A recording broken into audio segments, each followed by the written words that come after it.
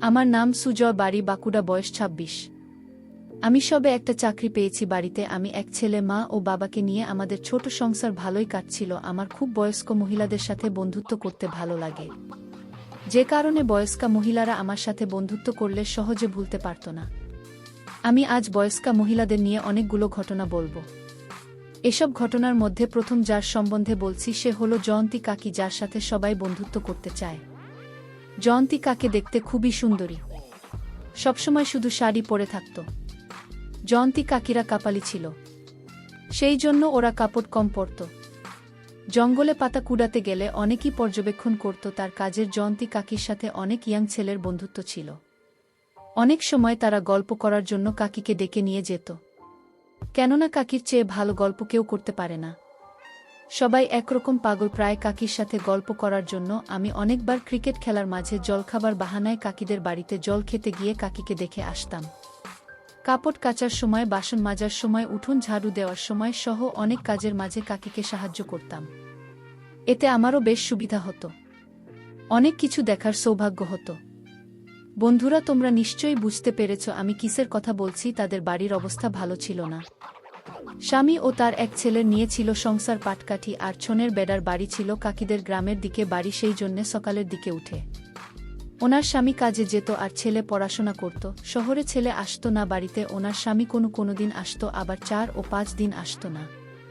কাজের চাপ থাকলে থেকে যেত শহরে। যেহেতু ওনারা ছিল কাপালি, সেই জন্যে গরমকালে সন্ধেবেলায় কাঠ ভাঙতে যেতে হতো, আর সেই কাঠ দিয়ে রাতের রান্না করতে হতো। আমাদের একটা বাগান ছিল, সেই বাগানে প্রচুর শুকনো কাঠ ছিল। আমাদের জমি অনেক বড় জায়গা নিয়ে। হঠাৎ একদিন আমার মা ও বাবা আমাদের গুরুদেবের আশ্রমে গেল, আর যাবার আগে মা বলে গেল, বাগানে কেউ কাঠ ভাঙতে এলে ধরে বেঁধে রাখবি। আমিও সেই মতো বাগানের দিকে লক্ষ্য রেখেছিলাম। খুব গরম পড়ায় আমি সন্ধে হবার আগে স্নান করতে বাথরুমে ঢুকেছি। হঠাৎ শুনতে পাই কাঠ কাটার শব্দ। দরজা খুলে তাকিয়ে কাউকে দেখতে পাচ্ছিলাম না, সেই জন্যে বাগানের দিকে এগিয়ে চললাম। গুটি গুটি পায়ে একটা নারকেল পাতার ওই পাশে অল্প আলোতে দেখতে পাচ্ছি একজন মানুষ ঘামে ভিজে অবস্থায় দাঁড়িয়ে কাঠ কাটছে। আচমকা তাকে ধরে ফেলি। আমি বলি, আজ ধরেছি, ছাড়ব না। কাঠ চোর কোথাকার, আমাকে বলে ছাড়। আমি জয়ন্তী, তোদের পাড়ার কাকিমা, ছাড় আমাকে। আমি ছেড়ে দিলে সে হাফ ছেড়ে বাচল আমার দিকে ফিরল। আমি বললাম, কাকি তুমি এই অন্ধকারে জঙ্গলে কাঠ কাটছ কেন? উত্তরে আমাকে বলে, আমাদের পুজোর জন্যে কাটছি, নিয়মে আছে সেই জন্যে। আমি বললাম, একবার বলতে পারতে, বাড়ি এসে তোমায় কি বারণ করতাম? আমি একা বাড়িতে, মা ও বাবা গুরুদেবের আশ্রমে গেছে, তোমারও বাড়িতে কেউ নেই। তুমি আমার বাড়িতে যদি থেকে তোমার পুজো করো তাহলে আমার হাত পুড়িয়ে রান্না করতে হবে না। প্লিজ কাকি, থাকো না আমার সাথে। তোমার পুজোর সব ব্যবস্থা আমি করে দেব, আর তোমার গল্প করতে পারবো। তারপর আমাদের বাড়িতে আসলো। স্নান সেরে কাকি পুজো দিচ্ছে ও রান্না করছে। আমি দাঁড়িয়ে দাঁড়িয়ে কাকির পুজো দেয়া আর রান্না করা দেখছি। অনেক ভালো লাগছিল। আমার রান্না করায় সাহায্য করার নাম করে কিছু কাজও করে ফেললাম। বন্ধুরা, ইউটিউবের করা নিয়মের কারণে এসব ঘটনা সরাসরি বলা যাচ্ছে না। তোমরা কমেন্টে দেওয়া লিঙ্ক থেকে আমার ওয়েবসাইট ভিজিট করো, সেখানে একদম খোলামেলা গল্প দেওয়া আছে। সময়টা বর্ষাকাল। আমি খেলতে গেছিলাম আমাদের পাশের খেলার মাঠে। তখন বিকাল ৫টা গেছে, খুব ঝড় উঠেছে। সবার থেকে আমার বাড়ি দূরে, সেই জন্যে বৃষ্টি নেমে আসায় আমি জয়ন্তী কাকে বাড়ি গিয়ে উঠি। জয়ন্তী কাকে বাড়িতে একা ছিল, কেউ ছিল না। তার পরনে ছিল শাড়ি, একদম হালকা রঙের। কাকিরা কাপালি বংশের হওয়ায় শাড়ি ছাড়া অন্য কিছু ব্যবহার করে না। আমি জয়ন্তী কাকির বারান্দায় গিয়ে উঠি। বৃষ্টি নেমে গেছে জোর মুষলধারায়।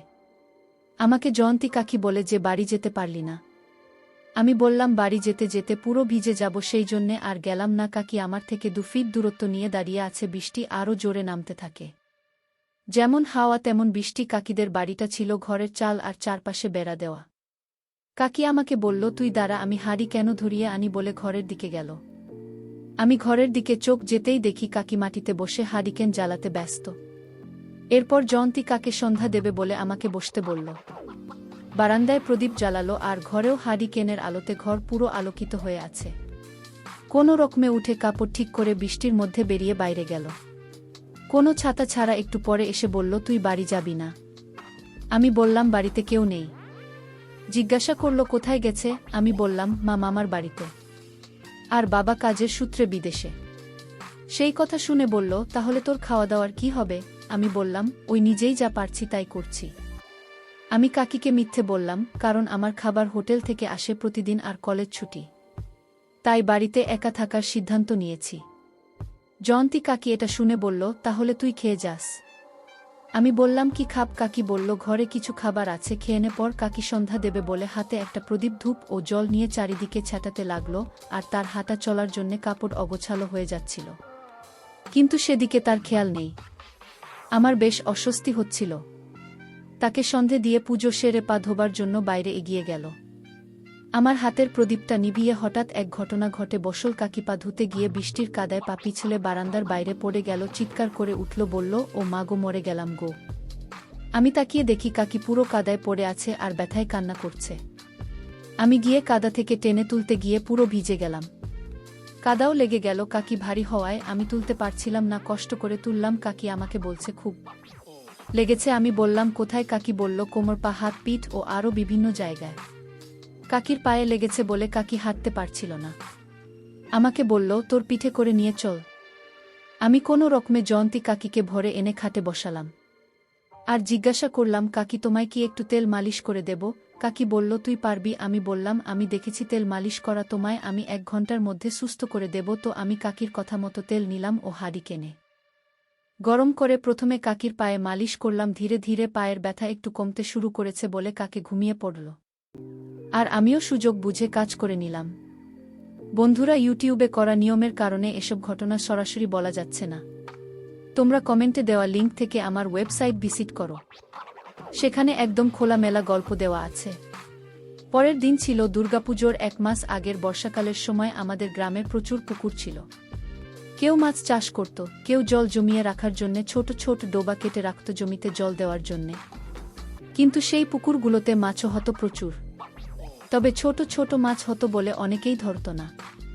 আর বর্ষাকালের সময় অনেক বাপের ভয়ে যেত না। কিন্তু কাকি ছিল কাপালি, তাদের কাজ ছিল মাছ ধরে খাওয়া ও জঙ্গলে কাঠ কুড়ানো। তাদের কেউ মানা করত না। তারা গ্রামের ডোবার ধরে ফেলা মাছ কাদা ছেজে ধরতে যেত। এরকমই একটি ঘটনা জয়ন্তী কাকির সাথে ঘটে। আমাদের গ্রামের বাইরে, মানে ধান ক্ষেতের মাঠের মধ্যেখানে ডোবা কেটেছে। নতুন কাটা ডোবা, নতুন মাটি, তারপরে বৃষ্টি অনবরত পড়ছে। ওই ডোবার আশেপাশে কেউ ভয়ে যাচ্ছে না, কারণ একবার পিছলে পড়লে আর তোলার কোনো লোক পাওয়া যাবে না। একদিন সকাল থেকে বৃষ্টি পড়ছে। আমার বাড়ি গ্রামের শেষ প্রান্তে। আমার বাড়ির আশেপাশে কোনো লোকজনের বাড়ি নেই। আমি রোজকার মতো বিকেলে মাঠের জল দেখতে যাই। ধান গাছের জমি ডুবে গেছে কিনা সেটা চেক করতে চাই। পরনে একটা হাফ প্যান্ট ও গেঞ্জি, মাথায় ছাতা। আকাশে মেঘের কারণে বিকালবেলা অন্ধকার অন্ধকার হয়ে গেছে। আমার বাড়ি থেকে 2 কিলোমিটার আমাদের জমি। হঠাৎ কে যেন ডাকাডাকি করছে। আমি ভাবলাম, এই ফাঁকা মাঠে কোনো মেয়ের গল্প পাওয়া অসম্ভব। পরোয়া না করে আমি আমার কাজ করছি। বৃষ্টি পড়ছে, মাঝারি 2 জমি পরে দেখি ডোবা থেকে কাদা ছুঁড়ে পাশের জমিতে ছুটছে মেয়ে মানুষের গলার আওয়াজ শুনে আমি এগোলাম। কাছে যেতেই দেখি কাদা মেখে ভূত একটা মহিলা। শরীর দেখে আন্দাজ করতে পারছিলাম না কে উনি, তবে বয়স 40-এর কাছাকাছি লাগছিল। আমি আওয়াজ দিলাম, কে তুমি? সে ভয়ে বলতে পারছে না, আর ডোবা খারাপ হলে উপরে উঠতে পারছে না। বারবার আমাকে হাত দিয়ে উপরে ওঠাবার জন্য ইশারা করছে। আমি তাকে বললাম, আমার কাছে দড়ি নেই যে তোমায় তুলক। সে একটু বৃষ্টির জল খেয়ে নিয়ে আমাকে বলল, আমি জয়ন্তী কাকিমা। নামটা শুনে আমার চেনা চেনা লাগল। আমাকে বলছে, আমায় বাঁচা, আমি দুপুর থেকেই ডোবাতে পড়ে আছি, কাউকে ডেকে ডেকে পাচ্ছি না। আমি তাকে চিন্তা না করতে বলে দড়ি আনতে গেলাম। আমি কোনো মতে কাকিকে টেনে তুললাম। কাকি বলল, তুই না থাকলে আমার যে কি হতো।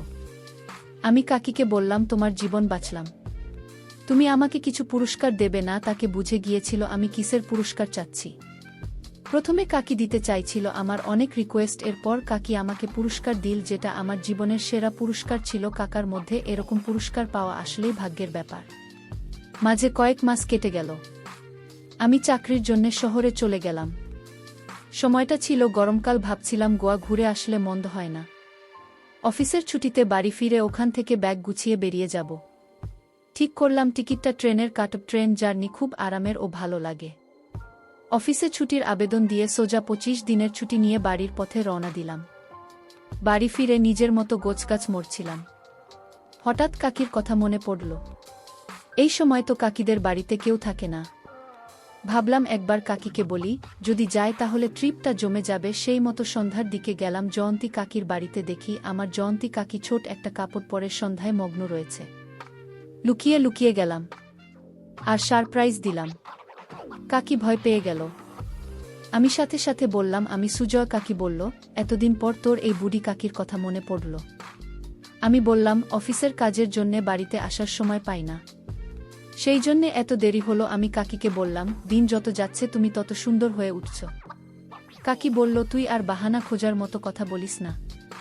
অনেকদিন পর কাকির সাথে কথা হচ্ছে। শেষবার ধান খেতে পুরস্কার নেওয়ার সময় হয়েছিল, আর ভাবিছি আবার পুরস্কার নিব। যেমন কথা তেমন কাজ। বন্ধুরা, ইউটিউবের করা নিয়মের কারণে এসব ঘটনা সরাসরি বলা যাচ্ছে না। তোমরা কমেন্টে দেওয়া লিঙ্ক থেকে আমার ওয়েবসাইট ভিজিট করো, সেখানে একদম খোলামেলা গল্প দেওয়া আছে। কাকি আর আমি দুইজনে ট্রেন ধরার আগের দিন রাতে শহরে হোটেলে উঠলাম। সেদিন পাশের মার্কেট থেকে কাকে কিছু ছোট পোশাক কিনে দিলাম যাতে বেঁচে গিয়ে পড়তে পারে। পরের দিন রওনা দিলাম। ট্রেনে জার্নি করে যাচ্ছি বলে আমি আর কাকি ট্রেনের মধ্যেও কিছু বলেছিলাম। তারপর ঘুরতে যাওয়া 7 দিনের ট্রিপে দুবেলা করে অনেক আনন্দ করেছি আমরা।